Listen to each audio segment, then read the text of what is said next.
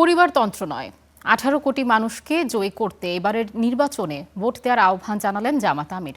দুপুরে কুড়িগ্রামের নির্বাচনী জনসভায় তিনি আরও বলেন, জীবনের বিনিময় হলেও নারীর সম্মান মর্যাদা রক্ষা করবেন তারা।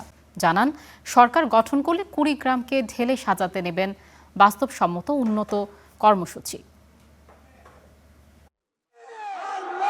জাতীয় নির্বাচন ও গণভোটের প্রচারে তিস্তাপাড়ের জেলা কুড়িগ্রামে জামায়াত আমির, স্লোগান মুখর সরকারি কলেজ মাঠ। নেতাকর্মীর উপস্থিতিতে কানায় কানায় পূর্ণ। এ সময় প্রধান অতিথির বক্তব্যে শফিকুর রহমান বলেন, জীবনের বিনিময়ে হলেও নারীদের সম্মান রক্ষা করবেন তারা। ক্ষমতায় গেলে কর্মস্থল ও আবাসস্থলে নিরাপদ থাকবেন নারীরা। সব জায়গায় আমরা ইনশাআল্লাহ আপনাদের শতভাগ নিরাপত্তা এবং মর্যাদা আমরা নিশ্চিত করব।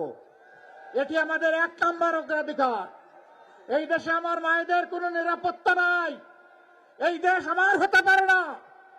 আমার ওই দেশ, যে দেশে আমার মায়ের নিরাপত্তা থাকবে, আমার বোনের নিরাপত্তা থাকবে, আমার মেয়ের নিরাপত্তা থাকবে, তার গৃহে চলাচলে এবং কর্মস্থলের তার অধিকার সুপ্রতিষ্ঠিত হবে।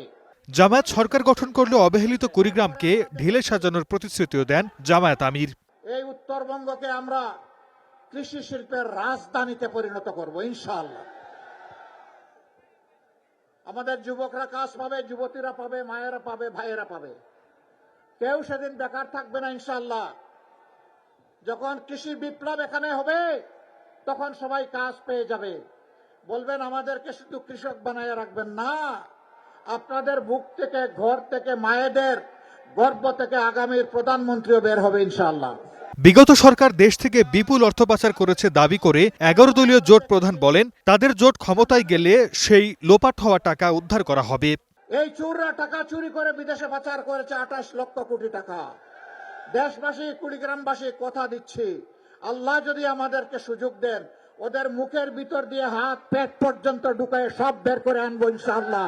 এই জনসভায় জামায়াত ছাড়া বক্তব্য রাখেন এনসিপি ও 11 দলীয় জোট নেতারা। নানা সমস্যার কথা তুলে ধরে দেন তিস্তাপাড়ের সংকট নিরসনের প্রতিশ্রুতি। আপনাদের সকলের কাছে আমরা দোয়া চাই। সর্দার মোহাম্মদ আরিফ, স্টার নিউজ।